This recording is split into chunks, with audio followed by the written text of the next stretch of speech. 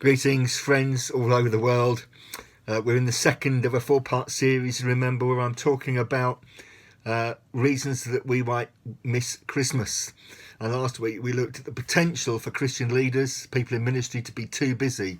And this week I'm going to take us on a slightly different direction and ask the question, are we too jealous? Will our jealousy cause us to miss the Christmas season? I want to focus in on the story of King Herod. You'll be familiar with it, but let me read it to you from Matthew chapter 2. After Jesus was born in Bethlehem in Judea, during the time of King Herod, Magi came from the east to Jerusalem and asked, "Where is the one who has been born King of the Jews? We saw his star in the east and have come to worship him." When King Herod heard this, he was disturbed, and all Jerusalem with him. When he called together all the people's chief priests and teachers of the law, he asked them where the Christ was to be born. Then Herod called the Magi secretly together and found out from them the exact time the star had appeared. And he sent them to Bethlehem and said, "Go and make a careful search for the child.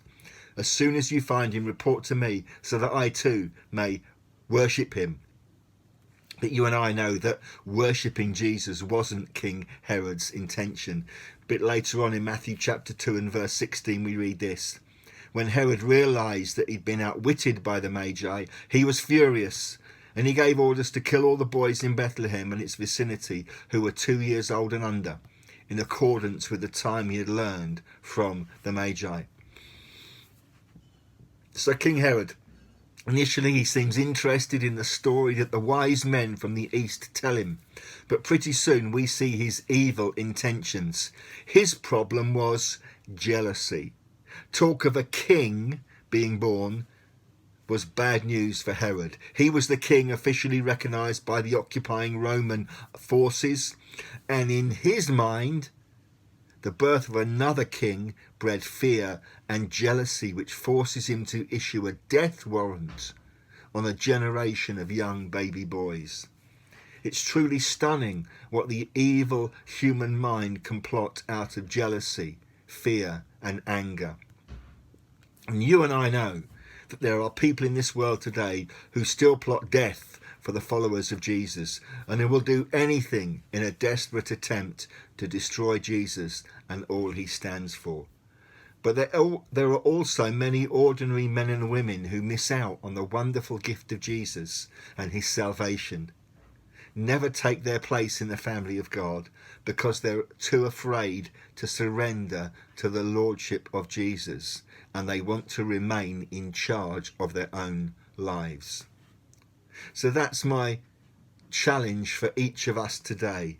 Let's not get our own self-centeredness and our fear in the way of truly bowing down and worshipping Jesus. Let's not cling on to our own self-sufficiency in a jealous way.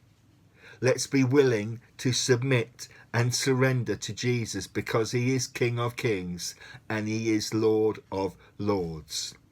Jealousy for our own ways, jealousy for our own pride, jealousy for our own position can damage our relationship with Jesus and can mean that we will miss again the miraculous story of his impact into the world that very first Christmas time. I pray that you will truly bow down and worship Jesus, the King of Kings, this Christmas, and willingly give yourself and all that you are to him. God bless you. Speak to you next week. Amen.